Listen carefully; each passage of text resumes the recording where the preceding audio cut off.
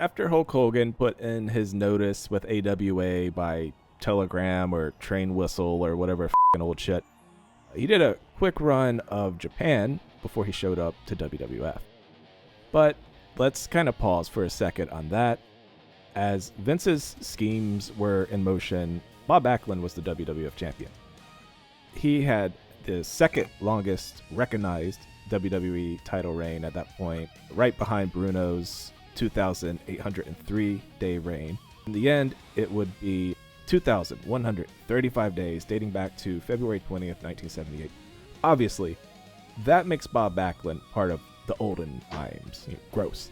Vince wanted new, but he wanted his new champion to be a good guy in just simplest, broadest terms. NWA has a heel champ, WWF has a face champ. That's kind of just how it goes.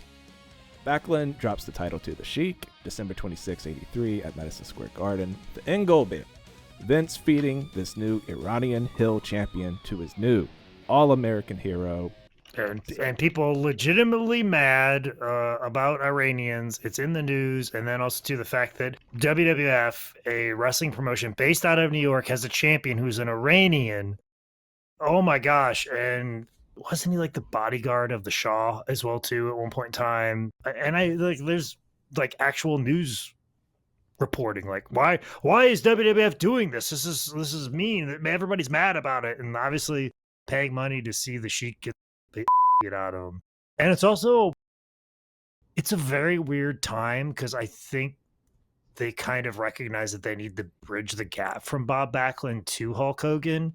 Like, if you've watched the Hulk Hogan documentary DVD that came out, I think it was like 2003, like Hulkamania Lives Forever, they show some of the promos, and it's still kind of transitioning from the Allentown tapings and the Poughkeepsie, New York tapings before it goes to the arenas across the country. WWF's coming to St. Louis, and they film superstars and they film their TV out of those big arenas.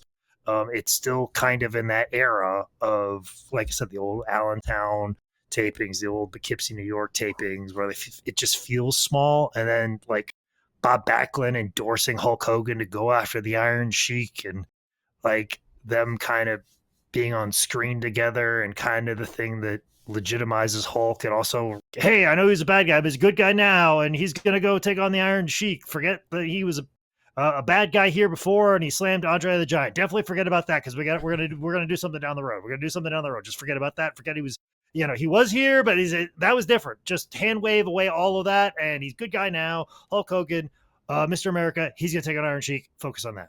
Really, they did a little bit of work to bridge that gap in that space. They're running up to it, but yeah, like there's actual news. I mean, that's a ballsy thing.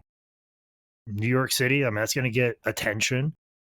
But at the same time, too, Vince McMahon knows he's got his big Hollywood ending of America triumphing over evil. So that is basically this little handoff here of Backlund to Hogan. That's like all the build up there really is. He comes back in and has a couple like tune-up matches. I think they do land on TV. But you absolutely have to give a little bit of credit to AWA, to Rocky 3, to the Sheik as a heel, because the second Hulk Hogan stepped into the big bright lights of WWF, it was already just a nuclear response. And you don't do that in like the month he has been back. All roads led to January 23rd, 1984, Madison Square Garden, where Hulk faced the Iron Sheik for the WWF title. Here's where we get that now very iconic shot of Hogan in the back, kind of, slapping his shoulders.